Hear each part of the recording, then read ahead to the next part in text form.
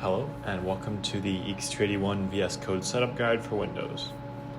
VSCode is a free code editor for Windows, Mac, and Linux operating systems.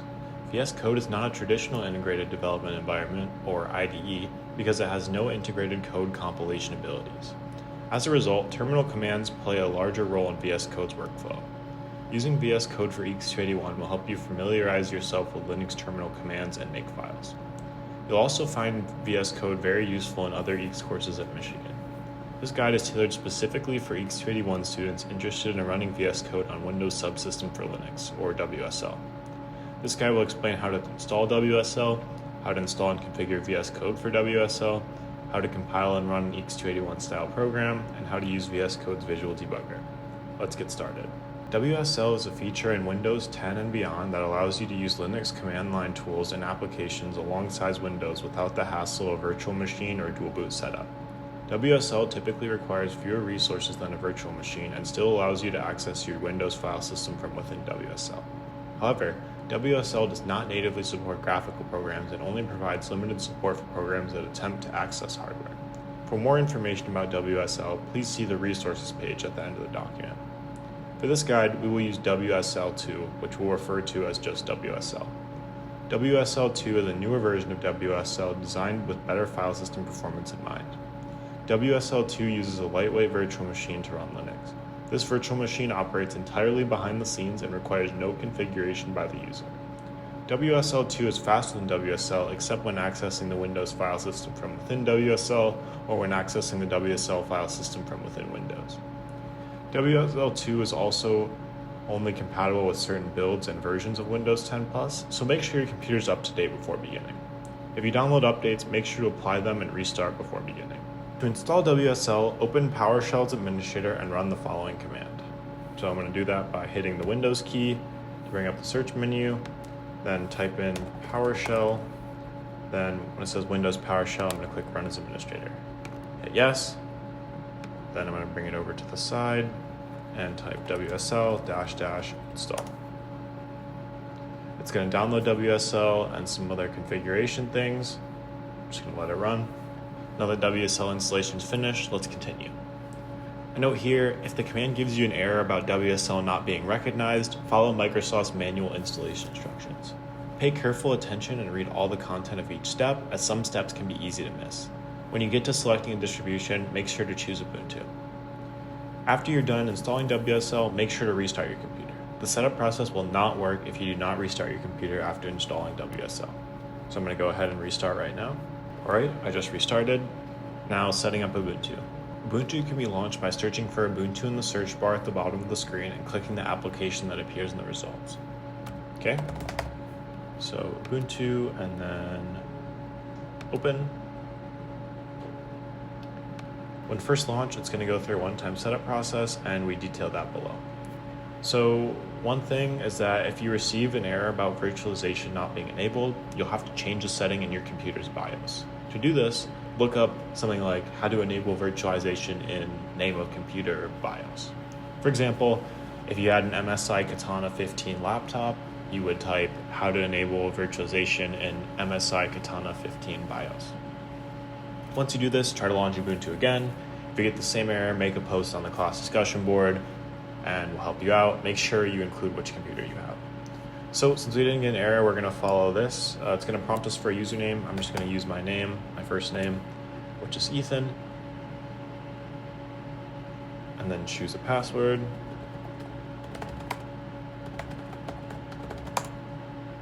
Okay.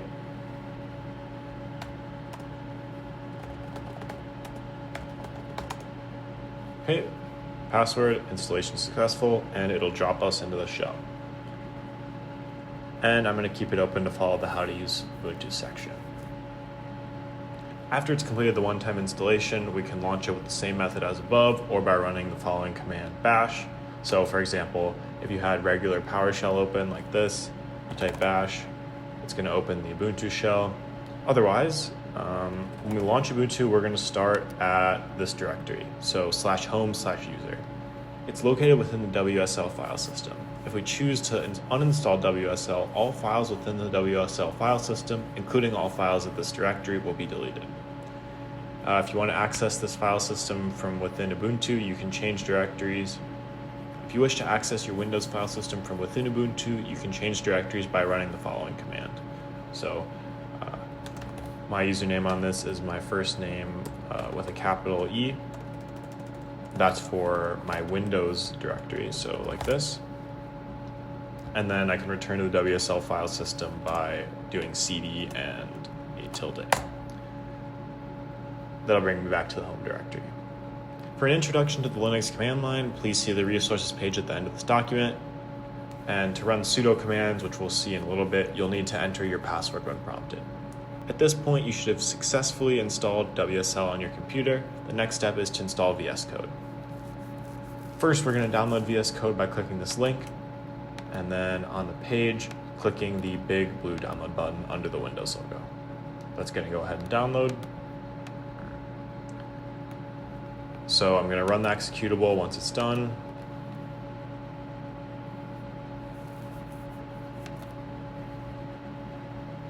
Okay, make sure you read it, then hit accept.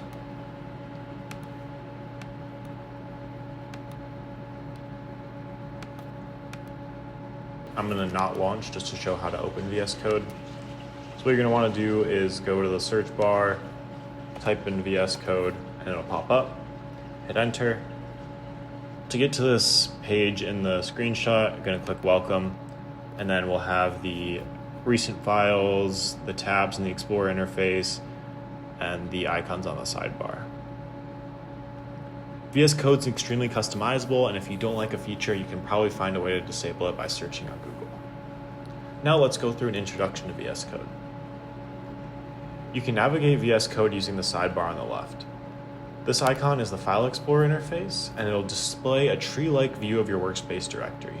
All instances of VS Code will begin with the File Explorer interface selected by default. Your workspace directory is the directory from which you launched VS Code. The search menu allows to search each file within your workspace directory for a particular string. There are string options to use regular expressions, match whole words, match case, and find and replace. This search is very fast. Source control allows you to perform version control without using the command line. For each project in this class, you should have at least a local Git repository on your computer. Ideally, each project should also have a private repository on GitHub. If there's an existing Git repository within your workspace, VS Code will automatically track changes for you. From the debugging menu, you can run a visual debugger complete with step over, step into, and live variable viewing functionality. We'll cover the visual debugger in greater depth later. The Remote Explorer interface will display a tree-like view of the file system on a remote machine. On Windows, the Remote Explorer interface will display the WSL file system. This interface is not particularly important for this class, and you'll notice that we don't even have it. Lastly, the Extensions menu brings you to the Extensions Marketplace where you can search for and download user-created packages to add additional features to VS Code. Before we start, we're going to need to download the WSL extension. The WSL extension allows us to use VS Code and WSL just as we would from Windows. If VS Code detects that you have WSL enabled and installed on your computer, it may prompt you to automatically install the extension. You may choose to install this extension from the prompt if you'd like. If you don't receive this prompt or wish to install the extension manually, you'll need to search the extension marketplace instead. If you're following this guide and reinstalled VS Code after having uninstalled it, you may find that searching the extension marketplace results in an error stating that you cannot connect to the marketplace at this time. To resolve this error, you may need to uninstall VS Code and navigate to the following folder within your Windows file system. Delete the code folder within roaming and reinstall VS Code. VS Code retains some files between multiple installations if not handled properly. Failure to clean up these files between installations may cause problems, such as being unable to access the extension marketplace. Since we already have the extension marketplace open, I'm going to go ahead and use the search bar and type in WSL. Find the extension, here it's at the top, and click install. Great, now we have it installed. Now we're going to open VS Code in WSL. We should configure VS Code before we begin programming. We're about to reopen it. This time, however, we'll reopen VS Code inside our WSL file system. There are two ways to complete this task. We can either do it in the Ubuntu terminal by typing code space dot. However, since we already have VS Code open, I'm going to go with option 2. We're going to take a look at the blue box in the bottom left corner of the window. It doesn't say WSL, so we're going to go ahead and click it, which opens a drop-down menu. Then we're going to click Connect to WSL. and this will launch VS Code within the WSL file system as shown here. First, it's got to run through the setup step, but once it's done, it'll show.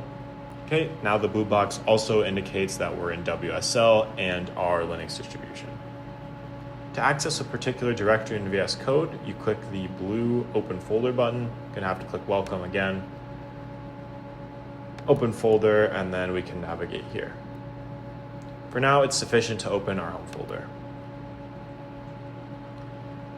You may see some hidden files there with like the dot and the dot, but that's not important right now. Now we have extensions to install. So we need to have the Ubuntu terminal. I'm going to pull up the one we had before, then I'm going to run these commands. I'm just going to use the copy paste feature here, type in my password. This is going to install some prerequisites that we need for the rest of the tutorial. Now that we're done with installing prerequisites, go ahead and follow the Linux-based video. Now, because this was created for EX281 students, please do not contact EX280 staff for support with this tutorial. We're going to skip to setting up extensions. So I'm going to go over here to Microsoft C++ extension. I'm going to open up VS Code with the code command. Then I'm going to snap this to the right just so I can see it. Go to extensions, C/C++, install it. You do not need this extension pack. Now I'm going to create a project. So I'm going to go into terminal, and for our tutorial, we're going to be using P0-statistics and EX281 because that's what we're going to be working on next. So statistics, create that folder, then change directory into that folder, then go to the P0 spec, then go to the hamburger menu, starter and sample files, right click, copy link, then wget that link, paste, then extract the directory, then remove the old tarball, then move all the files into the main directory, then remove the extra folder. So now if we look at our files, we have everything we need. We can open VS Code in this folder by doing code dot. Before I do that, I'm going to close this old window. And I'll trust the authors. You're going to need to trust us if you want to grade in the class. Now we can open up our own VS Code window. You can do the keybind, like in this case, control backtick. I'm going to make these files a little smaller. Then we can ignore all the WSL stuff. We can ignore all the sample file stuff. Ignore add starter files. We already did that. For renaming files, you can right click, rename, just do whatever you want. You can also rename using the terminal. You can make new files with this button. You can make new folders with this button. What you'll mainly be doing though is compiling with the makefile. We have a full makefile tutorial, but in this case, I'll just show, for example, make debug to make the debug executable, make release to make the full speed executable, make clean to clear all those files, etc. Now debugging, we're going to boot up a debugger.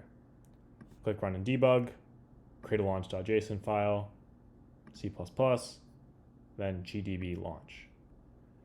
Now, unfortunately, the defaults generated by this program are not too great, so we're going to go ahead and modify them. In this case, we're going to modify the program and CWD entries. I'm going to close this window by clicking on the run and debug just because get it out of our way. Now I'm going to modify program, basically just removing this sample text. You'll see there. And then instead of a.out, we're going to want our debug executable. So if you run make debug, and this will require you to have your make file set up. In this case, we see it's project0_debug. So I'm going to put that here. Okay, then CWD, instead of file dir name, we're going to do the same workspace folder.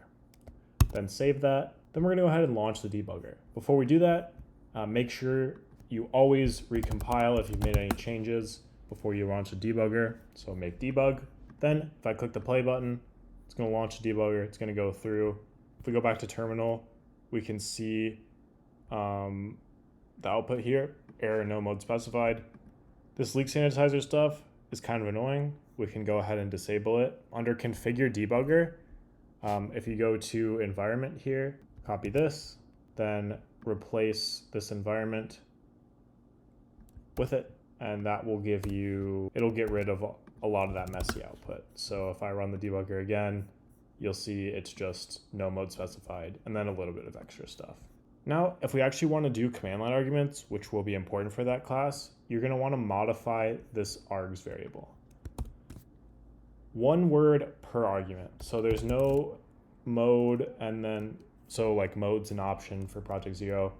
You don't want to do like this, where it's one string with a space. Anytime you see a space, that's a key indicator that you're doing it wrong. Anytime there's a space, you should instead split those into separate strings. So for example, like this. This will do the reserve mode. Then if you want to put on another command line argument, you can just do that here. Additionally, you're going to want to use input and output redirection for this class. That's how we get our sample data. So for example, sample_n.txt, we're going to want to read that with our file, with our code. So we're going to do this less than symbol as an argument, and then the file name. So sample_n.txt, for example. Then if you want to save your output to a file, you'll do a greater than symbol, and then like project zero output.txt. And that will save your output to project zero-output.txt. An important thing for debugging, make sure your type is CPP debug. That's what it should be. Now that we have all of this detail, we can go ahead and run the debugger. So to be sure, I'm just going to run make debug. Then I'm going to run the play button, and we'll see error invalid option. So let's go investigate why that is. We go into project zero.cpp. Whenever something like this pops up, you can see if it sort of makes sense. For example, we don't want the extension pack, so I'm going to go don't show again for this extension, but I will allow extension recommendations. Let's look at where error invalid option is.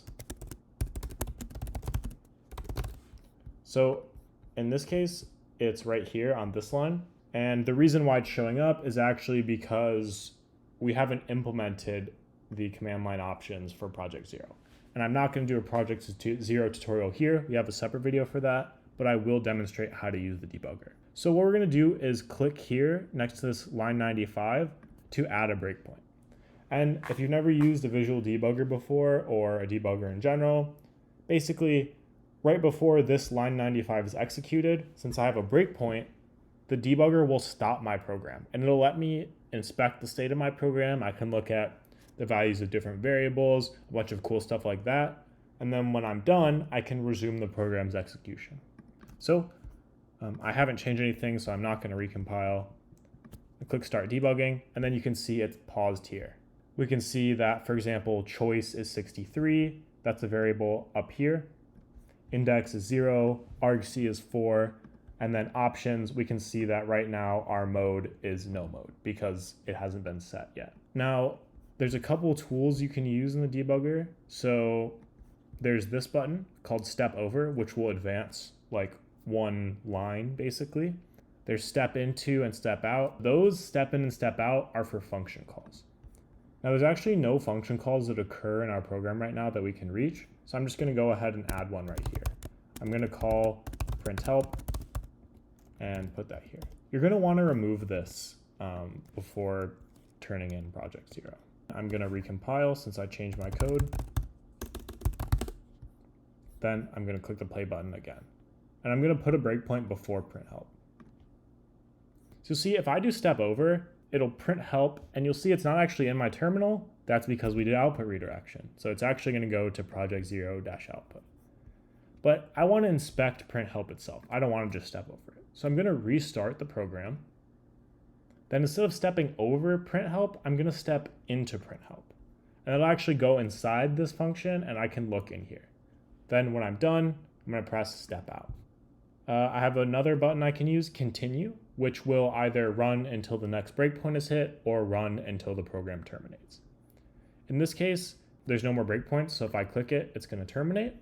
But for example, if I put a breakpoint on choice, it'll stop there. If I click continue, it'll stop on print help. The rest of this guide is for troubleshooting. I won't be covering that in this video, but if you're having trouble and the troubleshooting steps don't help you, please feel free to reach out. Please do not use the YouTube comments section. Please use the Ed discussion board.